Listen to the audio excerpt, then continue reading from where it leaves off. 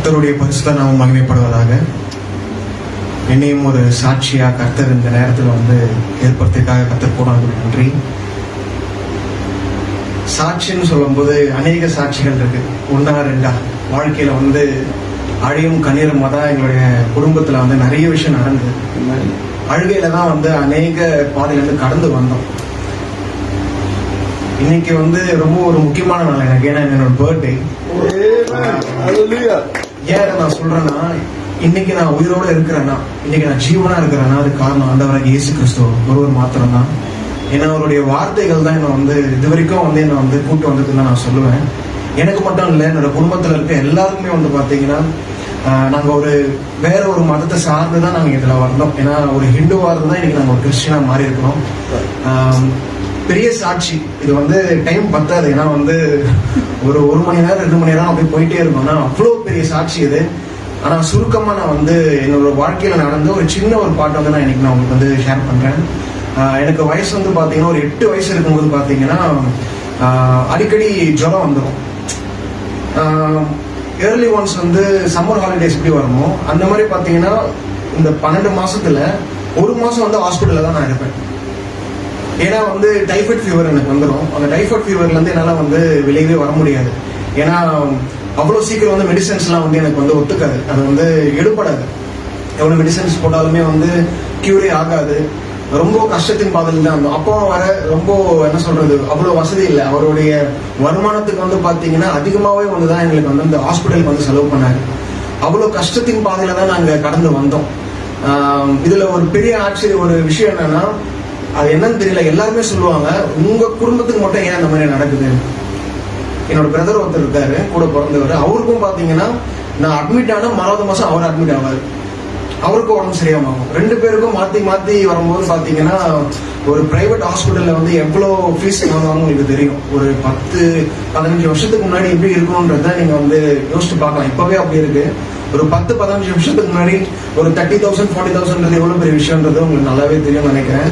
ஏன்னா அவ்வளவு பாத்தீங்கன்னா ரொம்ப கஷ்டத்தையும் பார்த்துட்டு தான் நாங்க வந்தோம். இது பாத்தீங்கன்னா ஒரு 8 வயசுல இருந்து ஒரு 13-14 வயசு வரைக்குமே பாத்தீங்கன்னா தொடர்ந்து வருஷம் ஆனா எங்களுக்கு கரெக்டா ஒரு மாசம் நாங்க அட்மிட் ஆகிற மாதிரி ஒரு நிலைமை ஒண்ணு வரும்.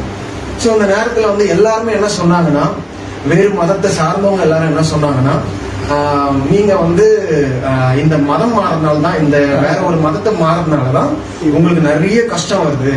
இங்க நாங்க பாரு, நாங்க நல்லா இருக்கோம்ல, எங்க பசங்க எல்லாம் நல்லா இருக்காங்க பாத்தீங்களா, நீங்க மட்டும் ஏன் அப்படி இருக்கீங்க, ஏசப்பா ஏசப்பான்னு போறீங்களே, சாட்சின்னு சொல்றீங்களே, அவர் உங்களுக்கு என்ன பண்ணாரு அப்படின்னு எல்லாருமே கேட்க அப்ப என்ன ஆயிடுச்சுன்னா, எங்க அம்மா தான் முதல்ல ரட்சிக்கப்பட்டாங்க. அவங்களுடைய விசுவாசம் தான். ஏன்னா ஒரு வீட்டை பாத்தீங்கன்னா ஒரு அம்மா கையில தான் இருக்கு. அம்மாக்கு விஷயம் கிட்டதான் எல்லாமே இருக்கு. ஏன்னா அவங்க என்ன முடிவு எடுக்கிறாங்களோ, அவங்க என்ன சொல்றாங்களோ அதன்படிதான் அந்த ஃபேமிலி ரன் ஆகும். அப்பா கூட தான் செகண்டரி தான். ஆனா அம்மா தான் ரொம்ப ஒரு முக்கியமான முடிவுகள்லாம் அவங்க தான் எடுப்பாங்க. எமோஷனா இருக்கிற மாதிரி இருக்கும், ஆனா அந்த முடிவு சரியா இருக்கும். அவங்களுடைய முடிவுகள்லாம் பாத்தீங்கன்னா கரெக்டான விஷயமா இருக்கும். ஜெபத்தோட பாத்தீங்கன்னா அந்த விஷயங்கள் எங்களுக்கு உறுதியா, விசுவாசத்துல ரொம்ப உறுதியா இருந்தாங்க. அப்பவும் சரி இப்பவும் சரி எனக்கு அவர் செய்வார். என் பசங்களை அவர் தான் எனக்கு கொடுத்தாரு. அவரே அவர் சரி பண்ணுவாருன்னு சொல்லிட்டு விசுவாசமா இருந்தாரு. நிறைய பேர் சொன்னாங்க, சுத்தி போடுங்க பசங்களுக்கு சுத்தி போட்டீங்கன்னா ஃபீவர் எல்லாமே வராது, சரியாயிடும், அவங்க நல்லா ஹெல்த்தியா இருப்பாங்க அப்படின்ற மாதிரி சொன்னாங்க.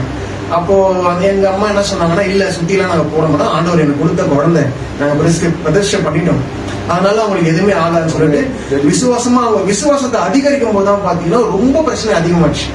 அந்த ஒரு வருஷம் பாத்தீங்கன்னா இவங்க விசுவாச வார்த்தை பேசதான் அதிகமாச்சு. அப்போ வீடு பாத்தீங்கன்னா ஒரு துக்க வீடு மாதிரியே இருக்கும். அந்த வீடு அழுகையும் கண்ணீருமா. நான் அட்மிட் ஆன உடனே என் தம்பி அட்மிட் ஆகும். அவனுக்கு பாத்தீங்கன்னா என்னை விட ரொம்ப சீரியஸா போகும். எங்களுடைய குடும்பத்துல இருக்கவங்க எல்லாருமே பார்க்கும்போது என்ன டிஃப்ரெண்டா இருக்கு உங்க ஃபேமிலி மட்டும். அடிக்கடி ஃபீவர் ஆகுது, நல்லா தான் நீங்க வாங்கி தரீங்க, நல்லா தான் நீங்க எல்லாமே பாக்குறீங்க, ஆனா ஏன் அந்த மாதிரி நடக்குது, சம்திங் உங்க வீட்டுக்கு ஏதோ செய்வீங்க அந்த மாதிரி ஏதோ வச்சிருக்காங்க. ஒவ்வொருத்தரும் சொல்லிட்டு போகும்போது அம்மாவுக்கு ஒன்றும் புரியல.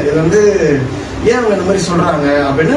இவங்க தனிப்பட்ட முறையில ஃபாஸ்டிங் இருந்து ப்ரே பண்ணி எல்லாமே ஒவ்வொன்னா எங்க கிட்ட இருக்கிற அந்த விஷயம் சரியாகிறதுக்கு அவங்க ஃபாஸ்டிங் இருந்து ப்ரே பண்ணாங்க. எங்களுக்கு அது சரியாச்சு. ஆனா இந்த இன்சிடென்ட் மட்டும், பர்டிகுலரா இந்த இன்சிடென்ட் மட்டும் என்ன நடந்ததுன்னா எங்களுக்கு புரியல, குழப்பமா இருந்தது. நாங்க இந்த கிறிஸ்டியானிட்டியில வந்தோமே, இதுல தானே ஒரு வார்த்தையில ஒரு உயிர் இருக்கு, இதுதானே ஒரு ஜீவனுள்ள ஒரு வார்த்தையா இருக்கு. நான் மற்ற விஷயங்களை கேட்கறதுக்கும் இங்க இருக்கிற அந்த வார்த்தைகளை கேட்கறதுக்கும் நிறைய டிஃபரன்ஸ் இருக்கு. ஏன்னா இந்த வார்த்தையை நான் கேட்கும்போது என்னுடைய உடம்புல இருந்து என்னுடைய காதுகள்ல இருந்து எல்லாமே வந்து ஒரு உயிரடை செய்யற மாதிரி இருக்கு. ரொம்ப உண்மையா இருக்கு.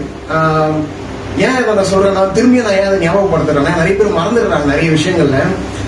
பழச எப்பவுமே மறக்கக்கூடாதுன்னு சொல்லுவாங்க. ஏன்னா நமக்கு செஞ்ச நன்மையை, நமக்கு செய்த நல்ல விஷயங்களை வந்து நம்ம வந்து அதை நம்ம சொல்லணும். ஏன்னா இந்த கஷ்டத்தின் பாதையில தான் வந்து அன்றைய இயேசு கிறிஸ்து எல்லாம் வந்து உண்மையிலே அப்பதான் நம்மளுக்கு தெரிவாரு. நம்ம நல்லா இருக்கும்போது யாருமே நம்ம போய் ஃபாலோ பண்ண மாட்டோம். சரியாயிடும், அது என்ன காசு கொடுத்தா சரியாயிடும்பா, அது வந்து என்ன நார்மல் தானே, காசு கொடுத்தா ஹாஸ்பிட்டல்ல பார்க்க போறாங்க, காசு கொடுத்தா நடக்கும் போது, காசு கொடுத்தா எல்லாம் காசு இருந்தாலும் காசு கொடுத்தா எல்லாம் சரியாயிடும் அப்படின்ற மாதிரி இருக்கிற உலகத்துல. ஆனா ஒரு உண்மை என்னன்னா, இதுக்கு வந்து நீ கடவுள் இருக்காரு எப்படி நீ சொல்றப்பா அப்படின்னு நிறைய பேர் நீங்க பாக்குறவங்க நீங்க கேட்கலாம்.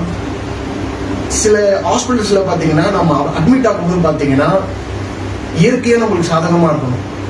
நம்ம போகும்போது மழை பெய்யாம இருக்கணும். ஏன்னா மழை பெஞ்சிச்சுன்னா சரியான நேரத்துல நம்மளை கூட்டு போய் சேர்க்க முடியாது ஒண்ணு.